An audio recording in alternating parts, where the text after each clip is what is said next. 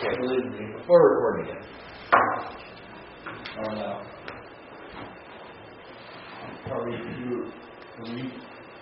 Or you face. Okay. I know it's nominative masculine singular. There's passive participle. Or well, it's not passive. What? The deponent. Yeah, but it doesn't have a passive form.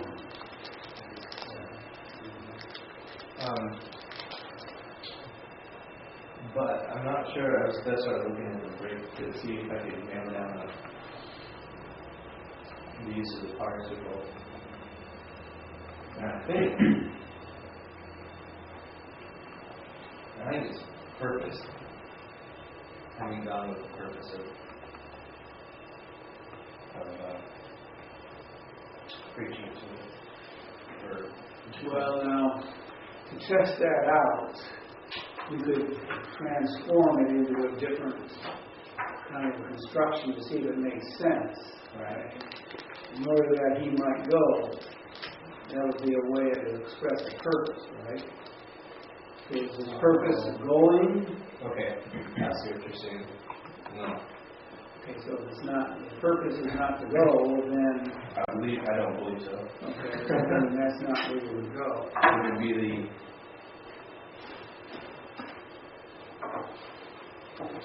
Would it be the meaning then? So the main verb is what? The main idea is what? Is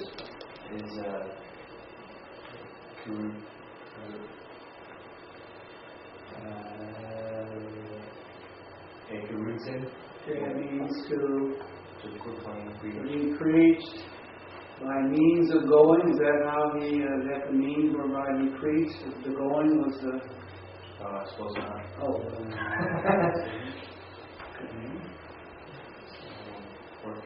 So you could get the list out and just go through it. Let's see what's possible.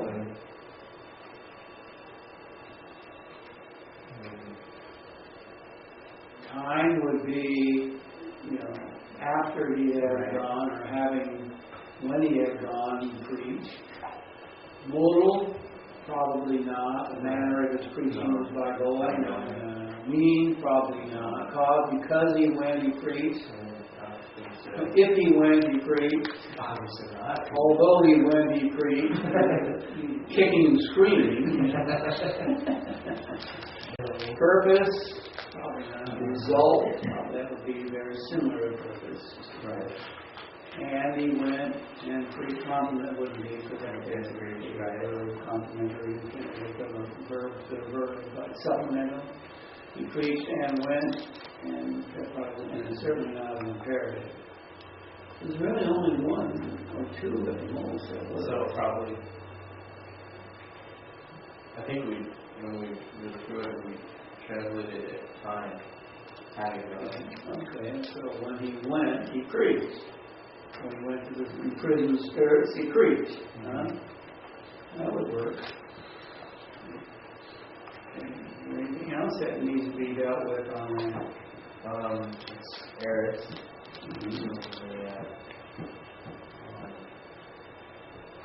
Constantly. Okay, just kind of an overall statement there. Okay. I got it down as culminated, but that doesn't mean, that could be... Oh, okay, sorry. Consumed, he preached after he got where he was going, so I saw that as culminated. Okay. You can see it as consummated, there's summary here, it's just a statement that, but when it has a specific... When you have a specific place that you went and you arrived, sounds like it could be culminated. I took it as time. Okay. And that's the easy part. I don't see anything else on your stuff. Oh, okay. I assume I'm done.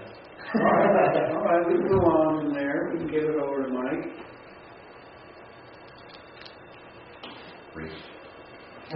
Get the name first. this third person singular aorist indicated active or heavy so increased?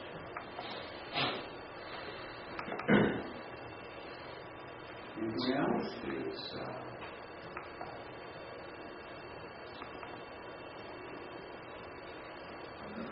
yes.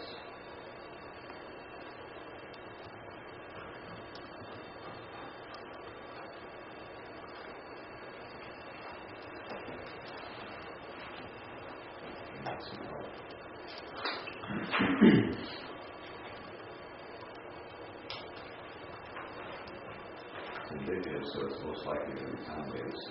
Most likely what? Time-based. Well, there's a temporal aspect to it that's secondary to the aorist concept. Yes.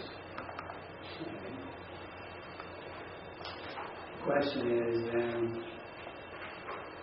the parsing of the aorist. How big is the syntax of the aorist itself? Time being a secondary issue. So you got your three primary uses of the aorist, right? Constitutive, summary, whatever Wallace calls it. There's very different names for it. Or ingressive, implying the beginning of something, or culminative, speaking about the conclusion of something. You can't prove ingressive or culminative from some sort of data in the text or concept that is clear, then you just pretty much have to go with the summary or constitutive idea. But if it's not summary. What? These are just different names. Yeah, I was going to say it could be culminative because having gone or having went to the spirit. Okay, but I'm culminating on the concept of preaching. We're talking about having the end, looking at him preaching, but not beginning to preach, but having preached and now at the end of that. See what I'm saying? Whereas if the concept is just simply on when he went, he preached, then that would be just constitutive. Unless you see some way in which you can prove ingressive or began. So if you can't prove any of those things, then pretty much stay with summary and constitutive, or of course these other options, but they're much more refined, and you need a good contextual clue for these other issues. Is there anything else? I'm still cutting my teeth on a lot of this technical category, so Right. I'm not sure what else. Okay, well, the main thing is you parse it, right? And you gave me syntactical options at least. Okay. That's the primary thing that you need to do, right? However, there's another issue involved here, and I wonder if anybody knows what that might be. Well, there's no textual problem. no textual problem that Christ is the understood subject of the verb. I think that's important. Yeah, right. That's true. I don't know what else. Well, I've got all kinds of ideas there. He preached. That's what you say, or it could be proclaimed as a statement of victory. And maybe this is where Wallace gets his vindication theme. In other words, a proclamation is a little different than preaching, and that's where Big Dag would show that is a little difference in the meaning of the word. Erickson overviews this whole thing in relationship to the preceding and the context. Text content of preaching or proclamation is unstated except for implication arising out of verse 18, which, and what that would be, well, rising out of verse 18 is the concept of, the only concepts are, what? He suffered your sins so that he could bring you to God. dying, or either by or in his experience of dying and rising again, right? And then possibly verse 4, 6. For if this person also to the dead, the good news was proclaimed. So that verse, that they might be judged according to men in the flesh, but might live according to God in the Spirit. There seems to be certainly some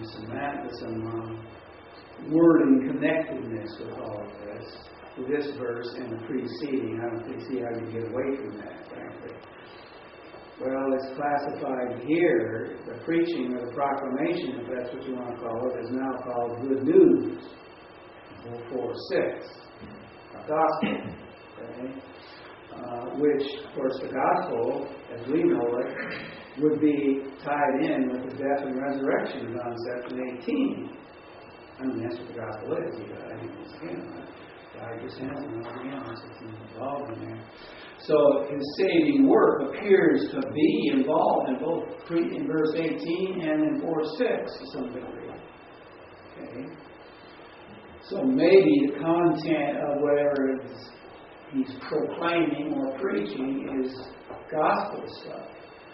Now there are 4 views. So now we're into now this stage is where you need to go to the commentary at this point, because this is not. There's more to this than just this verse. Is sitting right there. Okay? And when you look at the commentaries, you get 4 different messages, interpretations of this. Okay? 1, preaching through the pre-incarnate Christ through Noah, which this group prefers. Okay? So that would be Christ spiritually speaking through Noah. So Noah took 120 years to build his ark and he was preaching, and Christ was speaking through him as he does through us today. Kind of concept. Number 2, preaching by Christ between his death and resurrection, which according to Von Lee are the weakest view after that. Why he said that. 3, preaching by Christ personally to fallen angels like Jude and 2 Peter, which quite a few people hold today, apparently. And preaching by Christ to the apostles of Peter's day, who are imprisoned by sin. So there are 4 primary views of what's going on here, this issue here. Okay? And before we move forward, we're going to have to evaluate those somehow. Because it take us off in different directions. So now you need both commentary help, that is, those who have thought through the various options here, and look at all the data in the process of evaluation. Okay, and also then you may need some theological help as well, theologians, especially when it comes to stuff like number 2, preaching by Christ between his death and resurrection. In other words, he died, and before he was raised, he was working. Okay.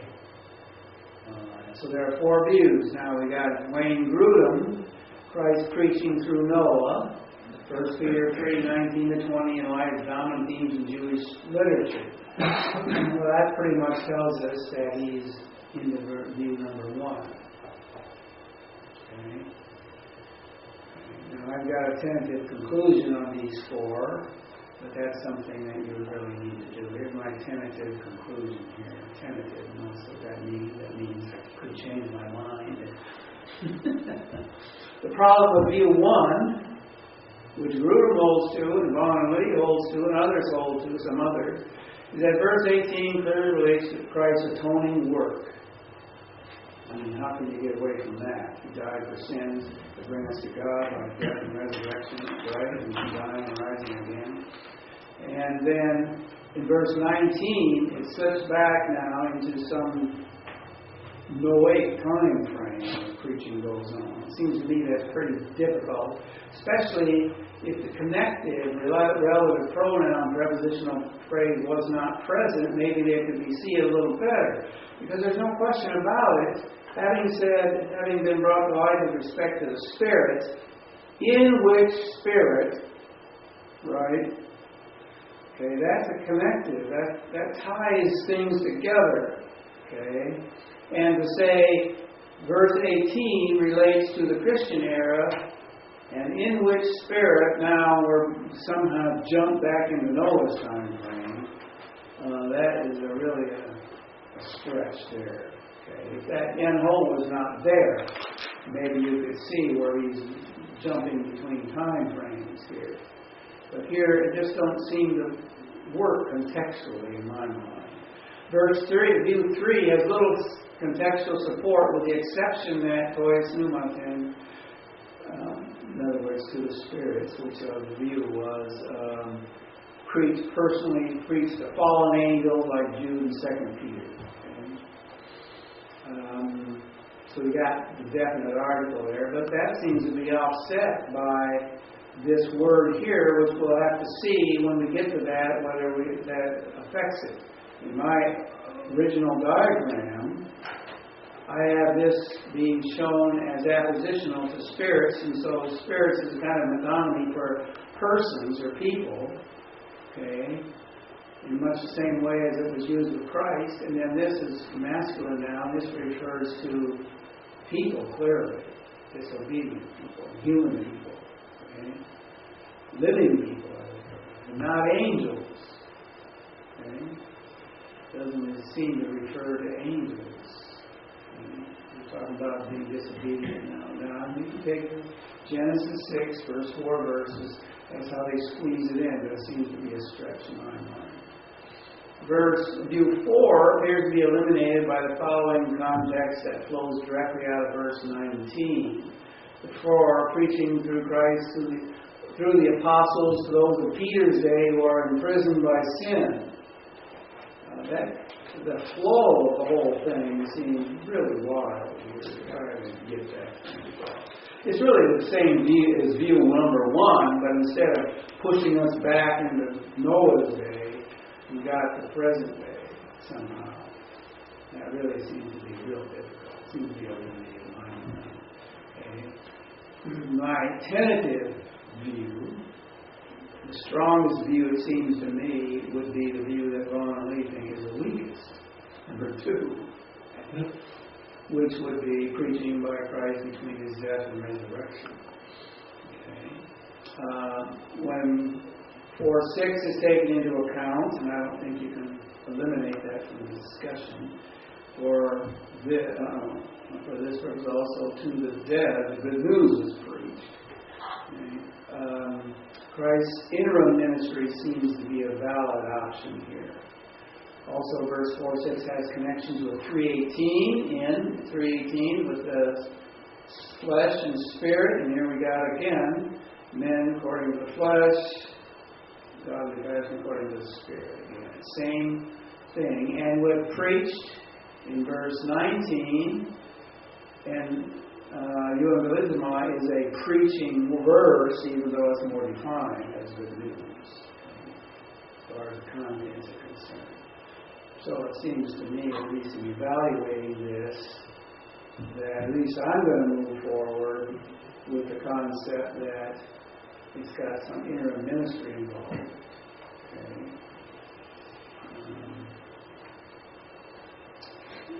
These others seem to me to have real contextual issues that I have a difficulty working through and working around. Okay. So that's my kind of conclusion.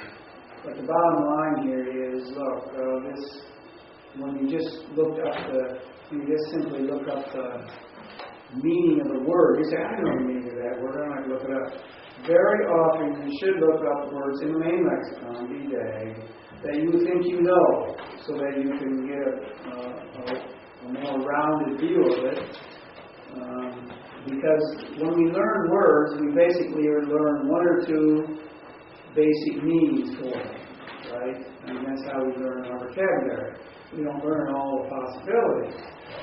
And so we need to remind ourselves very often what those other possibilities are. Okay.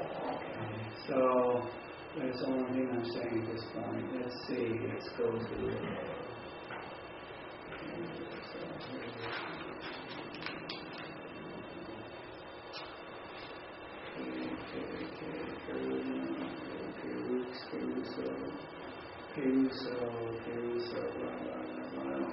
stuff, to make an official announcement, make known by official herald, announce, to make public declarations, proclaim, okay,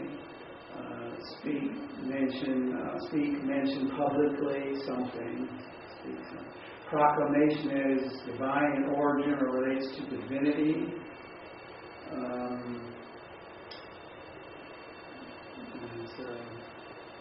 Proclamation of oracles, contemporary proclaimer, preachers. So the two ideas, he preached and he made a proclamation, really have different nuances there. Okay? And probably Wallace has taken the proclamation, vindication is his idea, if you remember his outline. And the vindication idea, presumably, would be he went then and he vindicated his own experience to the Spirit somewhere along the line. He didn't go to preach good news and see if they could get saved, which is a theological issue. Okay. As a matter of fact, what theological issue arises from this view that I'm taking? And that a potential theological issue. You think of any? Specter or the prospect of something purgatorial in nature. Well, okay, maybe. Imprisoned spirits who are in some state of awareness. Well, according to the context, they were disobedient, that's why they're in prison, right? Yeah. Oh, yeah. So the specter that arises, at least the potential that you have to question from the, from the theological perspective is this a gospel of a second chance? Right. Right. Yeah. So that's something that first would be a significant theological issue, and I don't want to be caught labeled as one who believes that everybody gets a second chance after death. Could you perhaps approach it? I know it sounds harsh to approach it from the standpoint of something like Romans chapter 9, verses 20 through 23 or so. I know what the text is, but I'm not following exactly where you're going with that. That in spite of their disobedience and in a unsaved condition, Christ is still going to be proclaimed. Yeah. I don't know what else to do with it. Yeah, the two differences there would be once Christ proclaimed to prove that they deserve to be where they're at. That's a vindication concept. The other is make a proclamation with the intent of trying to bring something good out of the bad. That is, they can repent and change. Montgomery Kelly, I think it was, had an indication there. And that almost seems to be what's involved in verse 6 of chapter 4. Judged on one hand according to men in the flesh, but they might live according to God in the spiritual realm. And that's a proclamation of good news, not of bad news.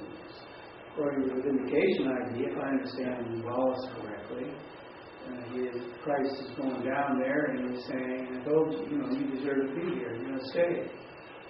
I'm right, you're wrong.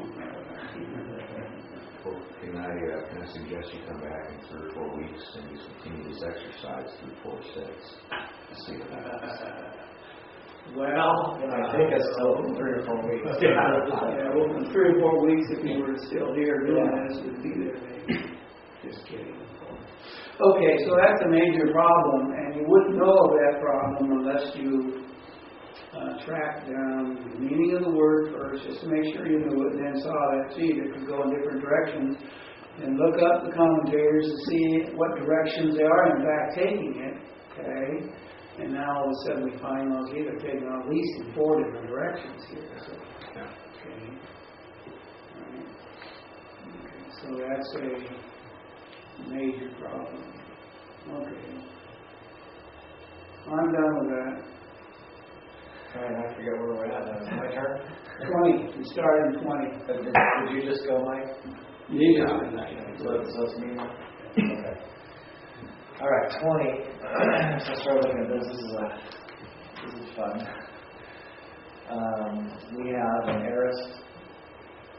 Let's see what we have. We've got an aorist.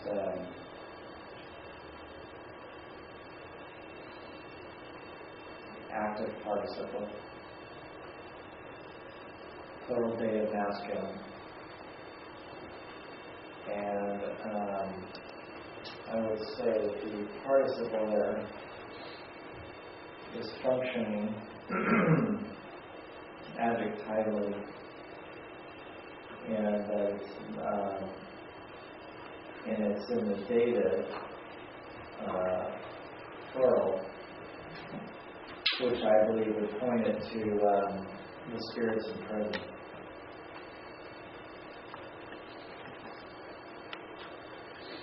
Okay. As far as, so that's where I would put it on my diagram. It would be probably coming off of the plural article. There's a grammatical problem there, isn't there? With a adjectival participle? Well, who's involved? Who's the actor, so to speak, in the adjectival participle? How do you define the actor? The people involved? The spirits? Well, no. By the parsing of it, the masculine, dative, plural. Right. Okay, so whoever's doing it, masculine, dative, plural. And you're saying, well, it goes back to choice, nuance, and so on. Well, that's neuter. It's dative, plural, but it's also neuter. Right? Yeah. So now the question you have to ask is a grammatical one then. Okay? In other words, can this masculine participle in some way be related and modify this neuter noun? How do you deal with that? You see what I'm saying? Okay.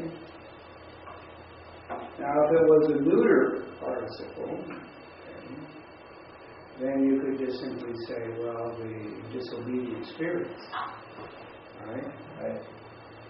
Okay. So the question is one of grammar at this point. Okay. Now, if you took it as that, notice what I've got here.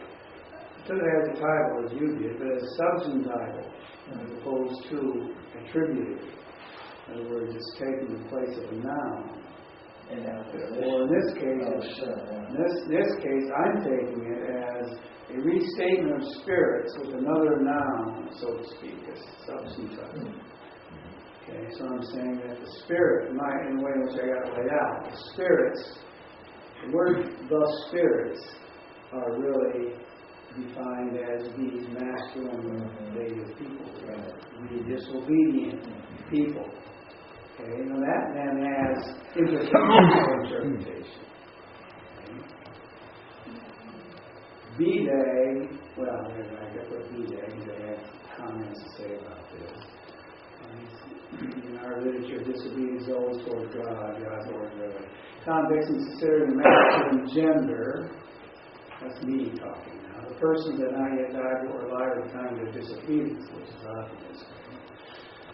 Use of the verbal in 2:8 and 3:1 and 4:17. In other words, so now we're looking at to try to define this people here. Has he used these words, and how has he used this word anywhere else in his book? That's not concordance study, right? That's parallel passage concepts there. Okay, so he used it in various places. 2:8, 3:1, 4:17, 2:8.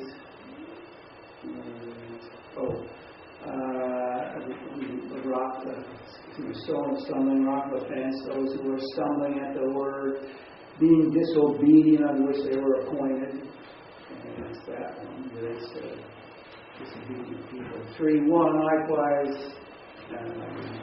women, be in submission to their own husbands, that also if they are disobedient to the word, now we're talking about real people who are disobedient to the gospel message. And 4:17 is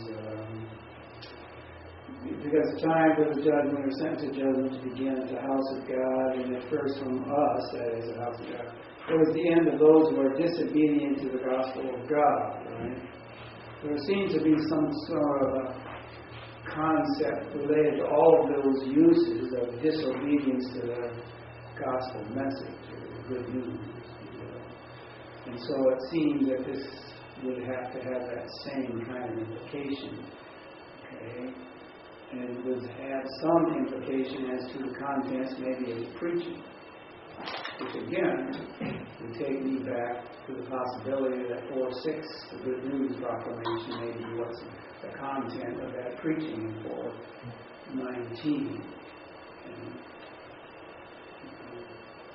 So at any rate, that's how I defined or dealt with the grammatical, what appears to be a grammatical problem. Putting it as a substantive and apposition for further definition. What that would mean then, of course, is that the word spirits, is not really disembodied, a word meaning disembodied persons. As a matter of fact, if the word spirit then relates in the sense to the use of the word spirit of Christ, he was not disembodied either after his resurrection. He had a spiritual body, right? So relate to this word would make spirits another autonomy there. The reference to people. Well, anyway, that's so would you put that with the clause, the prepositional phrase starts? Talking about the diagram? Yeah, well, or just we can just look at the what clause does that participle go with?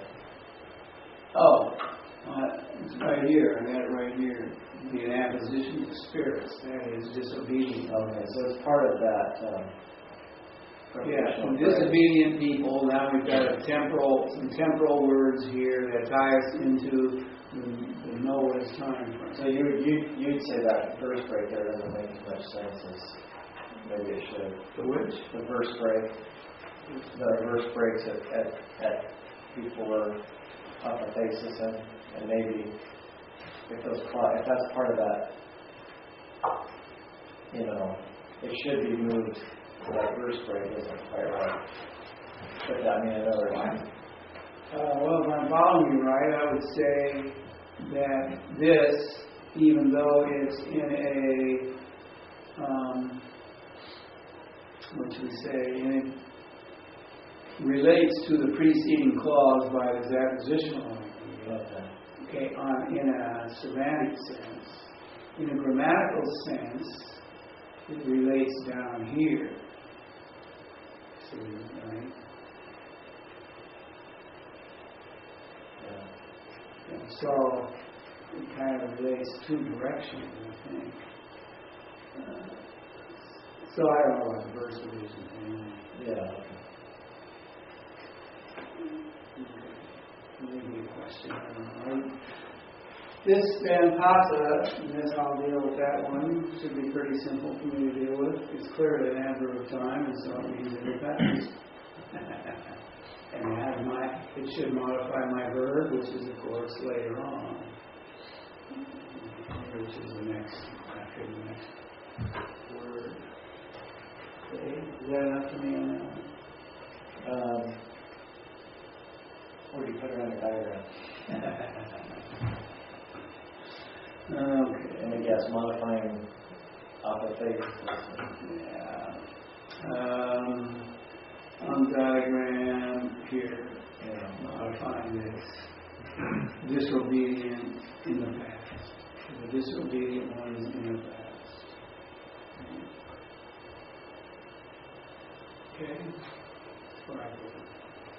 Maybe I will look somewhere else, I'm not sure.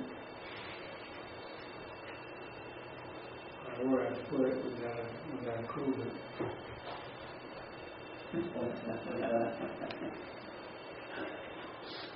In other words, I missed something on here. What did I miss?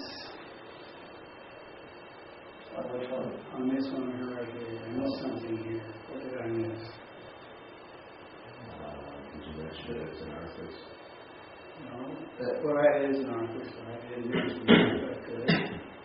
The Aries? No. That's the guy here is culminated. Oh, okay, I see. What I missed was, if it's a substantive, it's taking the place of a noun.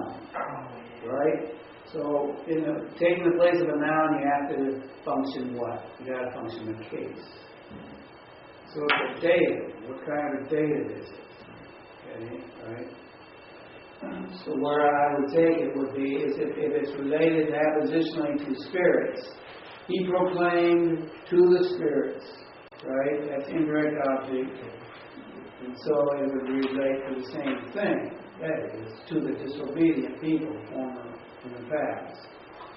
So I would have to say dative indirect object. Okay? See that? Okay, that's mine. That's my contribution. So are we on 14? Yeah. Is there any in the past, ever over time? That's it. That's all there is to it. Okay.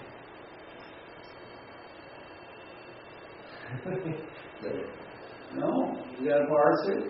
For which one? And you got to define it. Pocket is in there right after pocket. Oh, okay. Okay. I was confused. It's a different word. Pocket. It's adverb.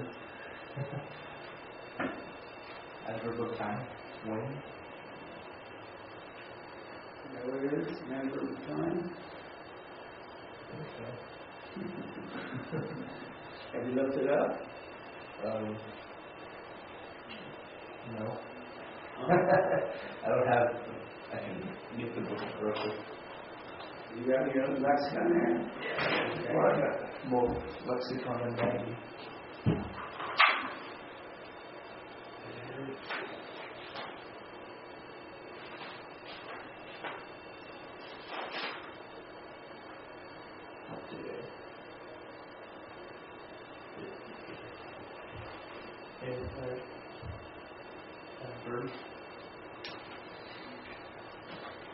Okay, marker of a point of time coincides with another point of time, participating in correlative, authority on structure, and depth, but obviously not here.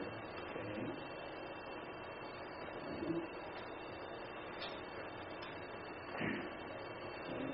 So it's emphasizing the previous word was a adverb, pretty general in the past. Now this one is,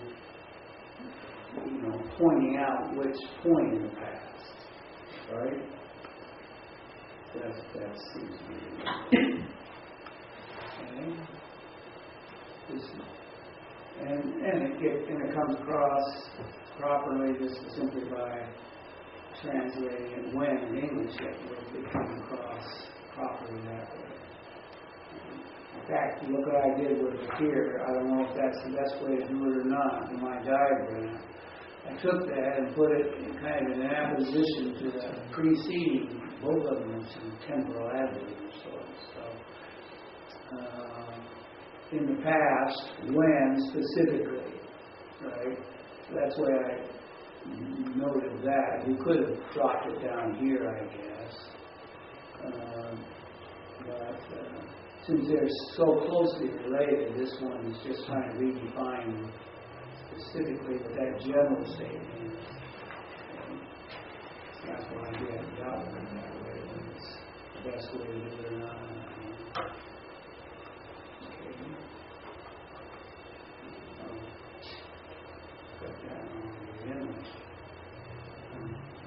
Confusing that with Holly, I think.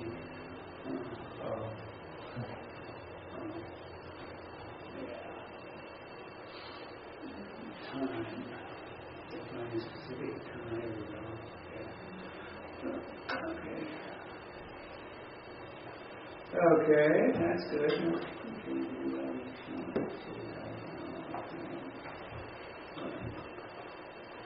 I'm going to take mine also off. You're up, Mike. Was it my turn? Yep.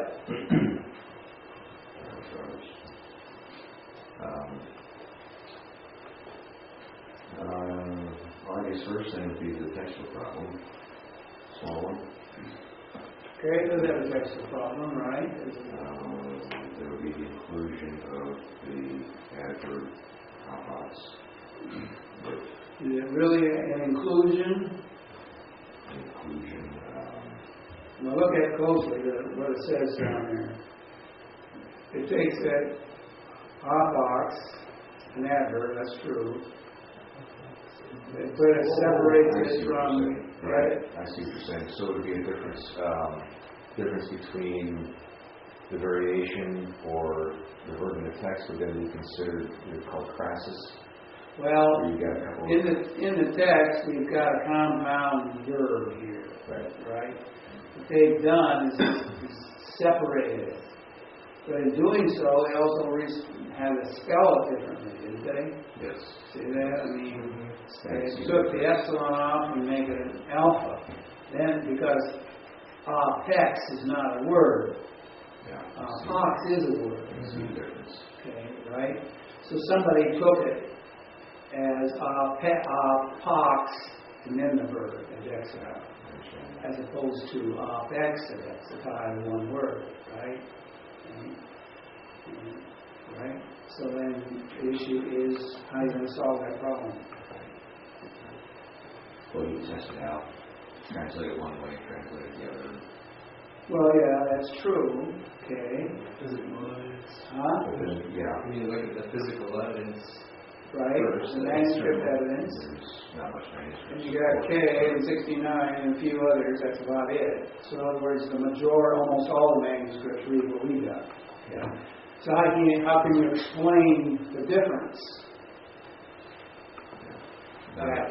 So you should explain the difference somewhere along the line. Right. So the way in which I've got it explained is this way. The issue is it separated pox from the verb edx, but they had to exchange the epsilon to an alpha. It might be itasistic. I don't know if you're familiar with that term or not. Yeah, I've read it a couple of times, but it's been a while. Okay, that's where the confusion of vowels, because they sounded the same to a scribe. It sounded the same. So if he heard pox, or the e and the alpha and the epsilon kind of slurred a little bit, and he took it as an alpha, then he had to separate it. Okay, to make two words out of it. I don't know if you're familiar with this business, but in Robertson's Art of Grammar, there's a whole series of those confusions that exist. Okay, and I just pointed out to you to show you something about it. Let's see, where's Robertson? Okay, what did I say? What page number that was again? 184? Okay. Conversely, epsilon is sometimes changed to alpha, right? Which apparently happened here, okay? But notice this, in this article here, alpha and B, those are major manuscripts, always read it so, that is how this word is spelled. See how the difference alpha and epsilon is interchanged there. Sometimes alpha, there's Alexandrian and primary script is C manuscript. Okay. In other words, what often occurs in this discussion is you'll get a sense of what manuscripts have the confusion. See what I'm saying? And so sometimes the question can be resolved by looking at the manuscripts that support the change, etc., and say, well, they have this typical confusion that occurs in there, which means a scribe or scribes involved in copying that manuscript confused those letters. Okay? Here it occurs, initial epsilon often becomes alpha in that's not how you so just be familiar with this concept and the source where you can get information on it, to which letters get confused. And the epsilon and the alpha do get confused in a number of manuscripts. So that's just a source for you to be familiar with. But that's probably solves this problem here. It's probably what happened. Okay. It was an epsilon, but he heard an alpha, and therefore he had to separate it into 2 words out. Okay. That would change the meaning a little bit, but we wouldn't accept the difference. Okay? Okay. I guess I was somebody parse it. It is imperfect.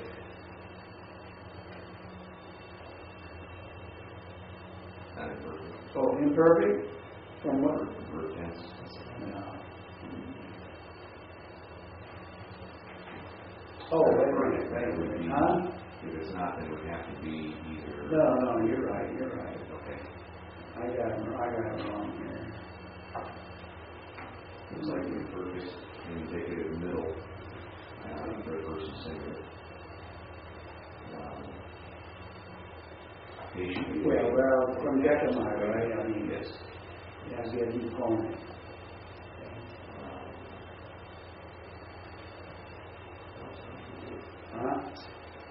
I'm muttering to myself, what else do I need to do? Oh, well, basically having solved the textual problem, having parsed it, and having defined the tense, that's it. Unless you see something else that stands out evidently in the text, I don't. But that doesn't mean that something's not there, it just means I don't see it. That's Instantaneous imperfect.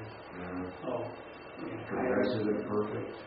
Well, the idea of the verb, very often go with the idea of the verb to begin with. What is the idea of the verb? What does it mean? Yeah, what's inherent in meaning is that there's going to be a span of time involved. Yeah. Progressive. There's kind of a patience. Yeah, right. So you would see it in some sort of a durative concept there, right? And you continue to wait, if you will, something like that.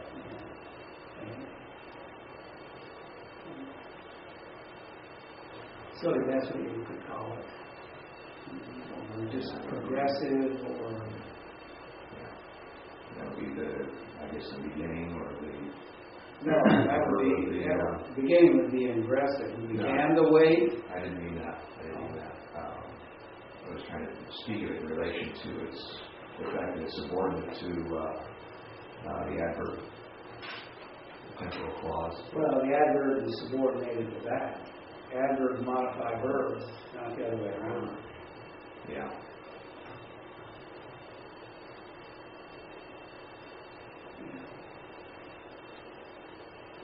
Okay. Well, I guess what you need to do. I'm trying to associate it with the rest of the passage and all. Oh. Well, do the basic things, and if nothing jumps out, then move on, because you may come back to something may be triggered later.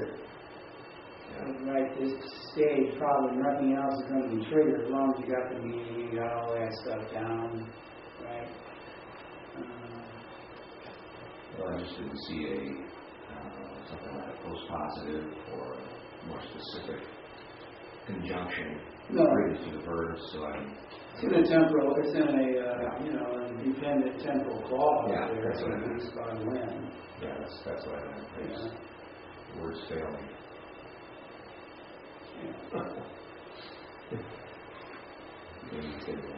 Okay, that's good. Okay, let's move on. Well, if our leader wants us to move on. Sure. Let's see. So we've got an article now. Yes, we do.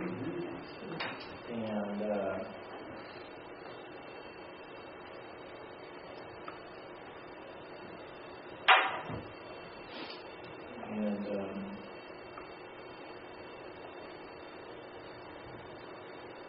A2. So it looks like it's going to have a demonstrative function, more like a pronoun here. It's nominative singular feminine. Right, okay. So I guess I should do that first. What do you mean, how do you translate if you're going to call it demonstrative, which means this or that, right? No, that's what I'm working through. This. What noun does it go with? Well, that's what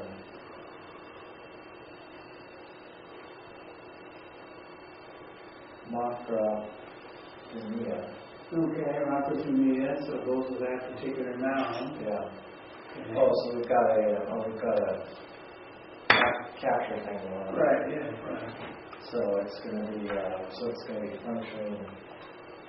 I don't know if there's a word for that or not. There is. But no, did I capture it? Yeah. Now, that's more of a not specifically a grammar thing as much as a compositional thing. Okay.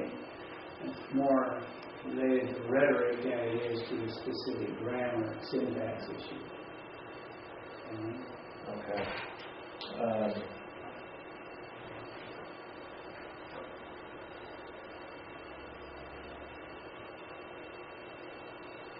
Well, ask yourself the question, what kind of noun is associated with? What kind of noun is macrothemia? You mean the parsing of it? Just the nature of it. The nature of the word? Yeah. Just a normal noun, patience, long sufferings. Well, that's the meaning of it, right? What kind of word is that? Is it an abstract or a concrete type of a I word? was trying to think of that word It's an abstract concept, isn't it? Okay, so there is a function of the article that we use with abstracts to define a particular characteristic trait of something. Yeah, well, it's an abstract. Article will be abstract. Right, that would work. Okay. And as far as it would go. It's in its right location. There's no word order issue involved. Right. So I say no word order issue. The clause is beginning in a normal fashion, which is to say the verb becomes the focal point. Right. Yeah. Because the word that you just did, right? Right. Okay, and the next word would be another article. I'm taking that one now. Masculine, genitive, singular, and I take it to be previous reference. We're just following through with that, so we're no confusion as to which guy we're talking about here. Appears to be. It's identifying God, so it's not just a divine. If you didn't have the article, it could be a divine long suffering, kind of long suffering, you know. But this is related with a particular person, characteristic of a particular person, the person of God. Okay. So that's what I would do with that. And I would move on. So now we have that one. Masculine, gender, singular. I think it's reading right as a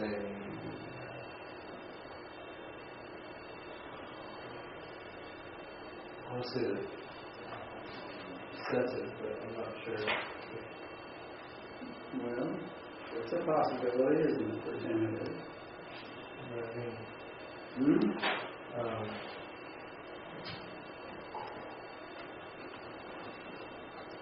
What's that?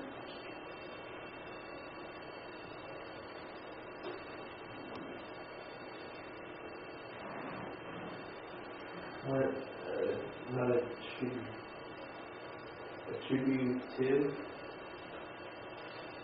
This is where it probably is attributive would be very similar to what other grammars simply call description.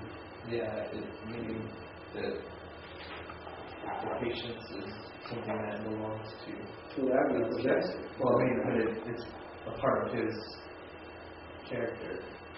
So Pretty possessive. okay. Attributive would work well if it didn't have an article maybe. That'd be that'd be kind of like an adjective then, wouldn't it? That's kind of what attributive does. It gives you an adjective concept. What's this thing? See, Wallace says attributive and attributed. I get confused sometimes.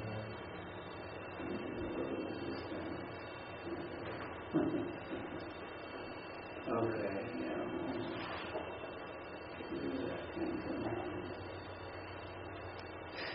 What it is. Yeah, I'm going to go with possessive. Okay, that makes good sense. No need to,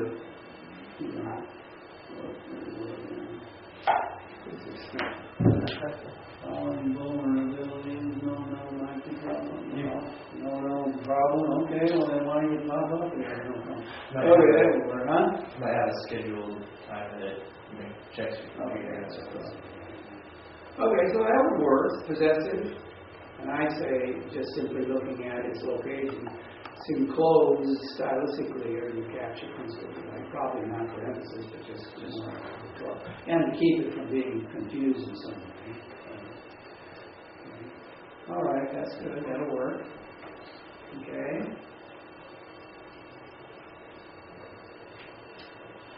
I guess it's Mike, huh?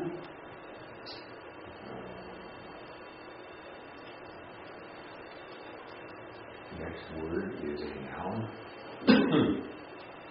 Excuse me. It's a compound word. And it is nominative, singular, feminine. Patience. That's long suffering. And it's part of the stylistic construction that captures the subject of the verb. Okay, subject, nominative, right, okay, good. That's your primary thing. Anything else you need to look at? It pops out for you? Well, stating the obvious, it's articular, so it's specific.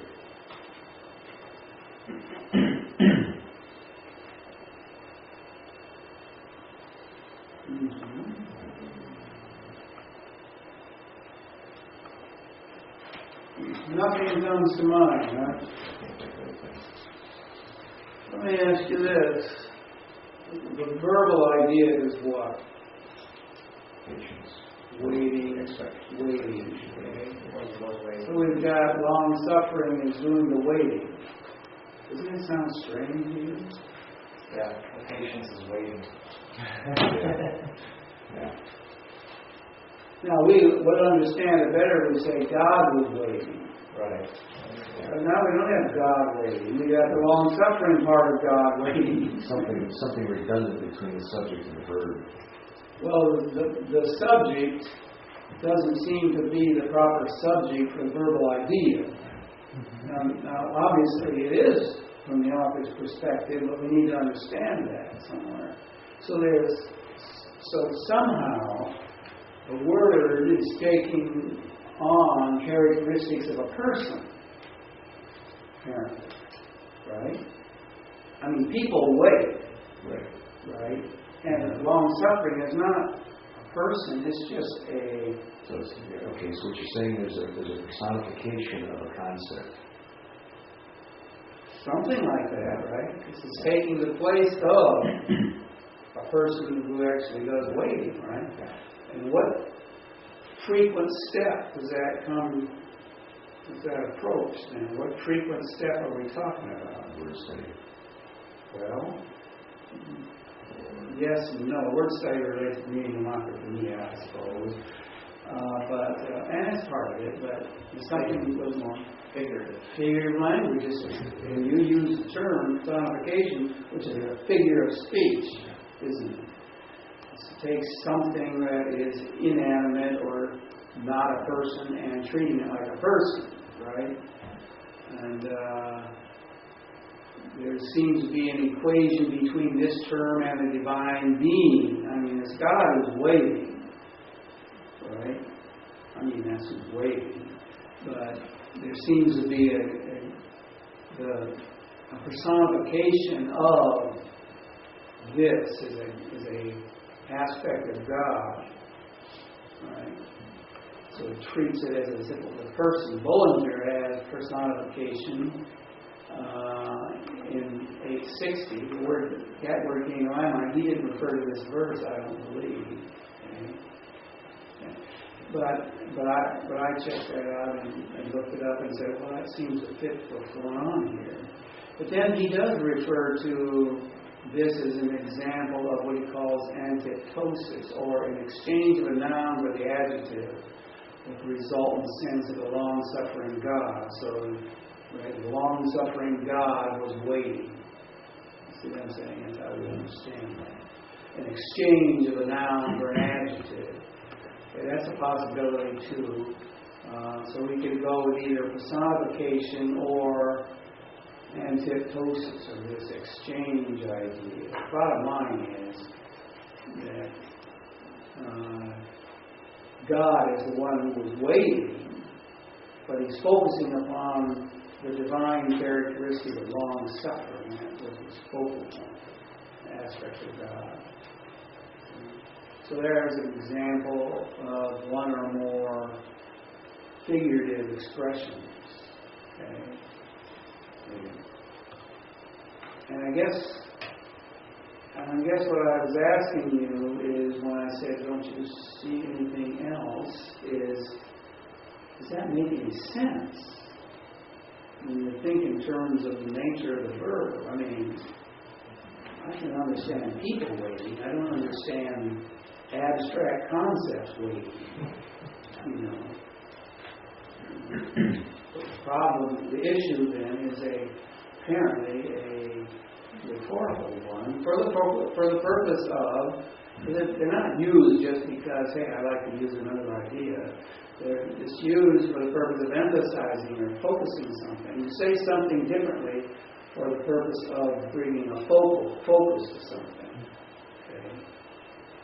Now he could have said it in a different way, couldn't he? He could have said, now, he could have used an adjective saying, now the patient God was waiting. I mean, now that you raise this issue, I wonder if our translation of the main verb could be different. As the patience of God continues, or something of that nature, so that it's more, so that the concepts are more cohesive between the parts of speech. Mm-hmm. Yeah, right. No, in other words,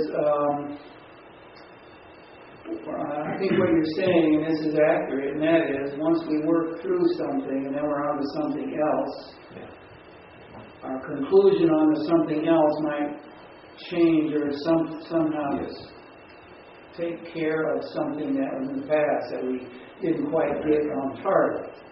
Go back and adjust something. Yeah, and adjust something. This very frequently happens. Okay. That's good. Yeah, that is good. Okay, so there's a issue of figurative language that appears there. Okay, hopefully we can ask some of those questions. Okay, next. Well, we're sleep over here, boss. Let's see. So we are, we just finished month with the man. Yeah. So now we got our verb in there. We got what? Or excuse me, now we've got our preposition. Right. Mm-hmm. Our dative preposition there.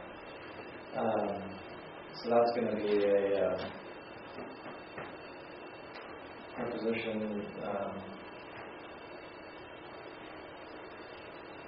It's going to modify. It's going to begin with a prepositional phrase. It's going to modify basically that whole clause when the patience of God was waiting.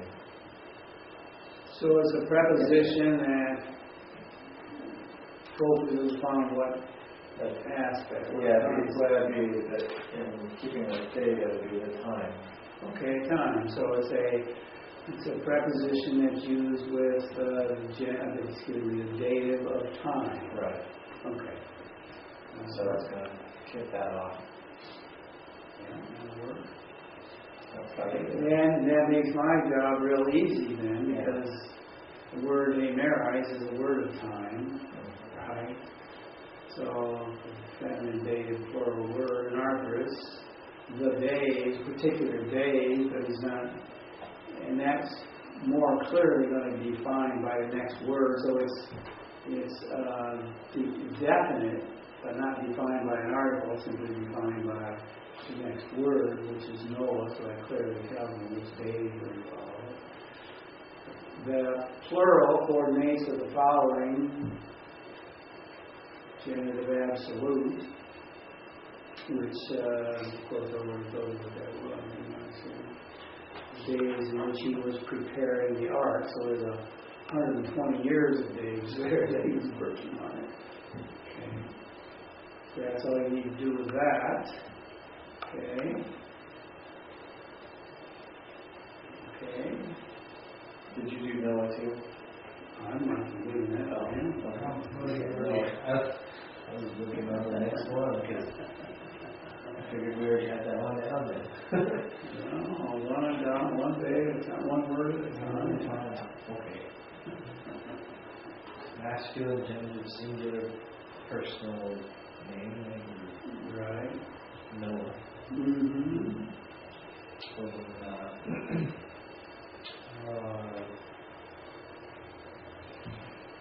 So look at the genitive. It's Right. What kind of genitive then we got here? I like those. Description, No. possession, relationship, one word. Subjective or objective, one word. Apposition, no. We kind of gave it away earlier. What? Absolute. No, actually, no. Oh, we said it was an absolute. How did you translate it? In the days I've known. Okay, well then, the days of Noah, so Noah is modifying days. The genitive absolute comes later. Oh, that's. Sorry. See what I'm saying? Okay, so it could be a genitive of time, that is during Noah's time. Days of Noah's day. That would work. That works. And it probably works best. Yeah, that would work. I'll agree. Okay. It's made me find them now. I always write those things in if I see them in the dictionary, so that I don't confuse myself as to the form sometimes. Okay. All right.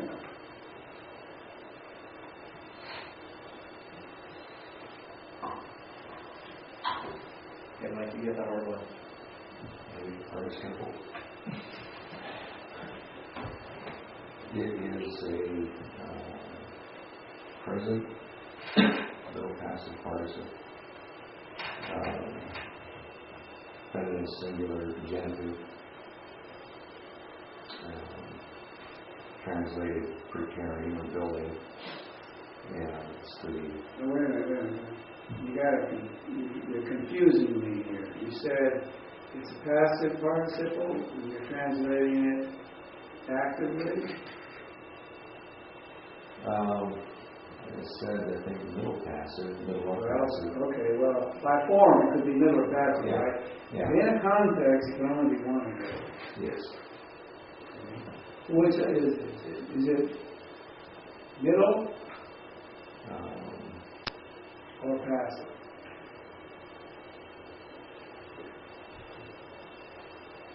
I'm going to say.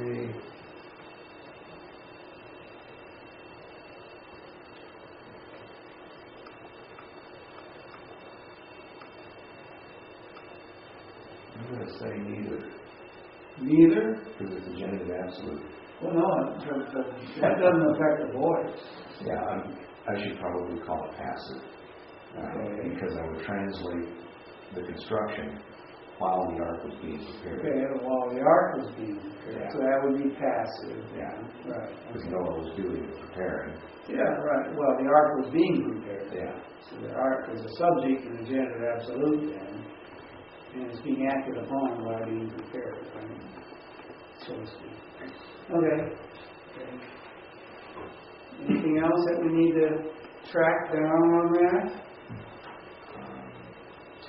It can be grammatically separate from the rest of the construction. Right.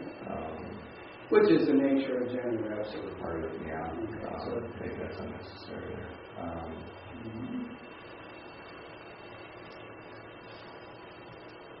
There's nothing else that I would see right off that I don't know. states that. Okay. Where are we going to throw the diagram though? Where are you going to put it? Yeah. The question is, how do you manage a genitive absolute in the diagram? Yeah. Well, number one, it's grammatically separated, right? So there's no connected grammatical connection, right? Okay, so you see this, and this is this is your genitive absolute. This is how I'm doing it. Okay, and so I just put it as a subject predicate kind of a sentence. Okay. And this dotted line simply means there is only a logical, not a grammatical connection. That's, for my diagram, that's what that means. It's a logical connection. Okay.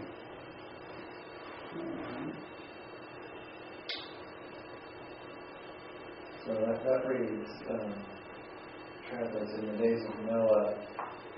The long suffering of God was waiting in the days of Noah while, I took this as temporal, Okay. The ark. while the ark was being constructed. All right. So then we've got Kilo 2, and it is basically going to be the that's going to be a genitive, singular, feminine, singular, genitive. And it's going to function as the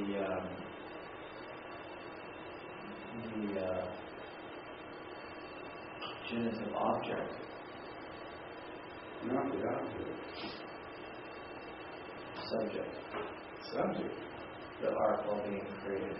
The subject of the verbal idea, Yeah. the subject of the genitive absolute construction. Right.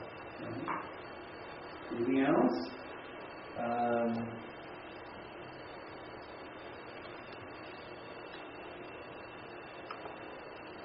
It is an archos. Right. What kind is it? There's two reasons for it being an archos. Right. I thought there was he's got 3 in there, doesn't he? He's got 3? Yeah, there's indefinite quality. Yeah, that's right. Indefinite qualitative or definite. Yeah, right. Could be definite. Without an article, it could be definite. Right. So But that qualitative it's not is qualitative. also, some would break it down or say that if it has no article but it's definite, then we're focusing upon the quality, if you will, the characteristics of that particular thing. So that I guess I question having 3 different breakdowns of that, since you can't avoid the fact that if it's definite and no article, then the reason for that is because it's describing its characteristics. Right. Which is qualitative. So I only have 2 of them. Okay. So is it indefinite in the sense of any old ark, or is it definite, but just describing it from the standpoint of that which is ark-like, a real ark, but Yeah. It's a characteristic of an ark. Yeah. Because it clearly is an Old Testament Right. paradigm. There's a particular ark involved. So, okay. And then we would translate it, I suppose, in English with the ark. If we say an ark, now we're throwing in indefinite. How many arcs are ordered? Huh? Then we start asking how many arcs are ordered. Right. Okay, now then it'd be my turn, and I have a preposition here. Preposition with accusative, when I take it as measure, that's just the way in which it's just a term used by one of the grammars there for ace. In other words, that would include, that as measure doesn't mean just something like 5 pounds or, 50 feet. It has to do with extent, the extent. So some would call this accusative of extent, how far it goes. That's just the terminology I've got here, but it means into. That's as far as I need to go on that.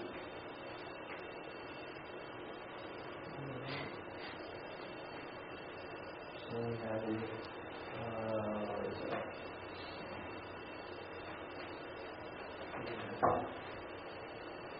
The particle? What? I mean, I know what it is, but I don't know the word for it. It's which is Relative pronoun. relative. Yeah, that's right. Mm-hmm. Relative pronoun is feminine accusative singular. Mm-hmm. Which would be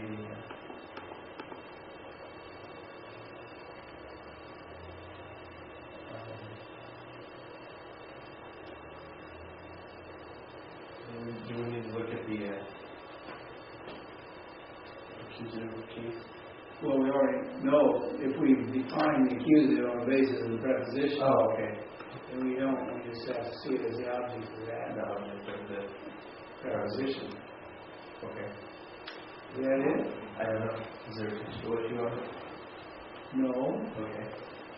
Is that it? Let's see. I don't know. No, there is something we have to do with pronouns always. Oh, we need to figure out what the answer is. Yeah, right. We need to define antecedent to make sure we're tracking properly. And it's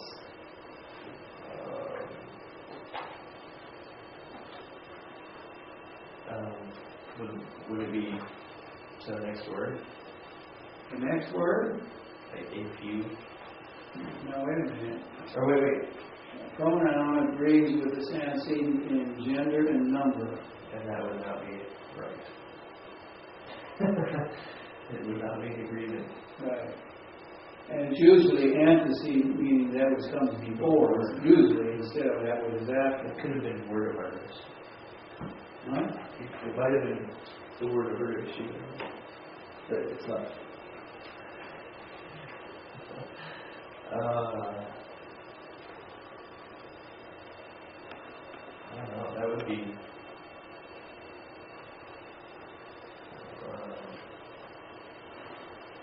well, no, it doesn't want to. Right. People do, because that's not. Well, how did you parse that?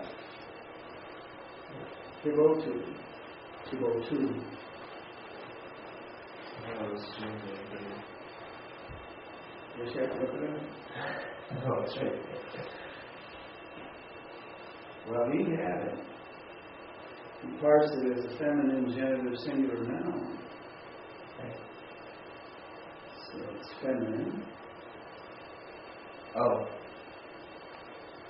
Okay. It's singular. It's singular. That can relate to the pronoun then, right? Okay. Well, Now you're confusing, what you were confusing is the form. Gender and form. Taking two as if it was masculine or something. Right? okay. The ending, second declension type ending here.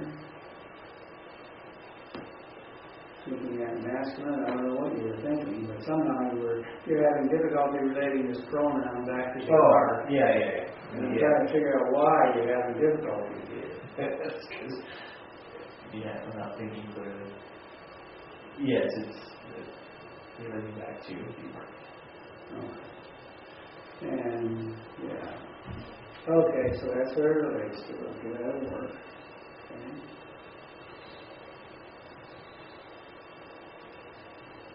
Okay. So we're moving on. Yeah. Or did we fit that one on the diagram? Is it on the diagram? Yeah. Where? Well, it's the only connection between this, it's the only connection between this clause here and the preceding is through this relative pronoun. So it relates back to the arc, into which then something happens. You would say that's not grammatically connected? It's connected to the relative pronoun, so it's logically connected. But that's you don't want to say grammatically. Well, you could. It's grammatical connectedness, but The rule of the antecedent was connected grammatically. yeah, the antecedent here connects with this. That is a grammatical issue. Okay. But it's not the same kind of connection as a close connection, like a conjunction or something.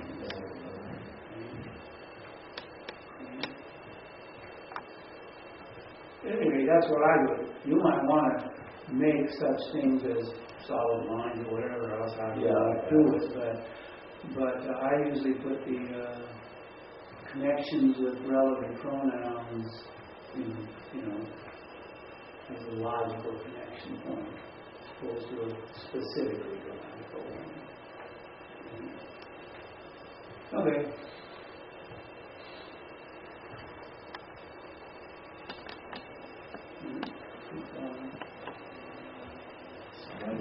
Who's up? Mike's up. Now we're dealing with a adjective of Holy Ghost. And this is nominative masculine plural, translated a few, and it's anarthros. And there's a textual problem that says this has a variant spelling, which would a few of the manuscripts it could be feminine, which would make it agree with suke, a few souls. Excuse me. Right. Which would make that then a descriptive attributive adjective, right? Yes. But are you going to accept that theory? It's a good theory, but if what little I know about manuscripts holds true, the support is for what we have in the text. Okay, well, in other words, are you looking at the external stuff? You got some good manuscripts, pretty good set of manuscripts reading the alternative, and you got obviously good manuscripts reading the text, right? And some would say there's almost a wash there. Okay. See, I don't know enough about it to say one way or the other. Then you ask the critical, and you would ask the gold standard question. There's two options here. It's either masculine or feminine, right? Which one would give rise to the other? In other words, if the feminine was there originally, would anybody have thought of saying, gee, that ought to be masculine? Or if the masculine was there, would anybody think to say, gee, that should be feminine? In other words, which way would be the probabilities of somebody changing it? Which is the hardest reading, in other words? Which is the hardest reading? The hardest reading would be the one that incites somebody to change it into an easier reading.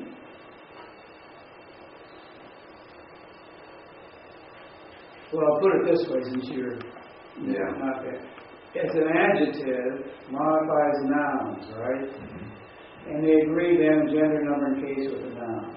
Well, there is a noun in the text that's souls, right? And so an adjective, if it was feminine, then it would agree well with the word souls down there, right? But as a masculine, now the adjective is not functioning apparently as an attributive adjective. The only way it could be functioning would be as a substantive, taking the place of a noun, right? So in one sense, it would be harder, the way it's stated, masculine would be the harder reading than the feminine one. You see what I'm saying? So on that dimension, you could say, well, since you could expect a feminine a feminine adjective to agree with a feminine noun, right? That's easier than finding a masculine adjective with a feminine noun, meaning an adjective has to function differently. Right? So that would be the harder reading and the one that would be the catalyst, so to speak, for the change. The other way wouldn't. The only thing you would have if it was the other way, I would expect to see in manuscripts, would be a word order variation, because it's pretty far removed from the word that would supposedly modify. But I don't see any of that. Okay? And that's primarily why I would think that, the way the text reads, the text reads correctly. Yeah, well, how would you read the text?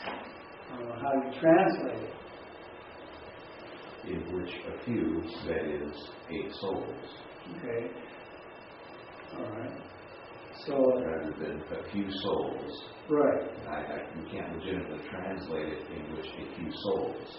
That is what? No, in English you would just take a few and rephrase. Yeah. You wouldn't start off with that. You would start off with into which souls, a few souls, that is 8. Okay. Right. That's how it would work. Okay, you have to really be awkward. Okay. So anyway, you have good manuscript support for the text. It's not flaky support out there. So it's good support. The probabilities are higher that the hardest reading is in the text. That would be the one that would likely change, right? And so you would keep the text. Then you have to make sure that your diagram matches that. Okay. Originally, at one time when I first scratched this out, I had that thing as modifying souls. I said, wait a minute, that doesn't work. And I have souls as a subject of the being saved business. But it's not, apparently. This way, a few persons would be the subject, not the word souls. A few pass through water, that is 8 souls. Apposition. Yeah. So then, that's what it looks like. And you got, let's see, a few, that is souls, 8 souls, a few pass through water, into which a few pass through. So here's the subject, here's the verb, this is appositional, which I've got that bracket for that appositional statement to the word soul, fighting the word few. I'm a little confused with the prepositional phrase under the verb saved. Here? Yes. Well, it's modifying, they were saved, a few were saved. You were saved. Okay. In this ark, in the ark is how they were saved. Okay? In which ark a few were saved. Okay. I don't know where else you can put it. It seems to be adverbial. Yeah. And it is related to this clause. It's not related to the preceding clause. I understand that. I just kind of see it in my own head. Well, you could take it as, instead of having as measured, you could translate it as an accusative of reference. They would say with respect to the ark. Could it be place? Location? No, because ark is not a location. Sure it is. You know, in an ark. You can't be in an ark. But it appears more like that it's the means of safety. But you could maybe make a case for that.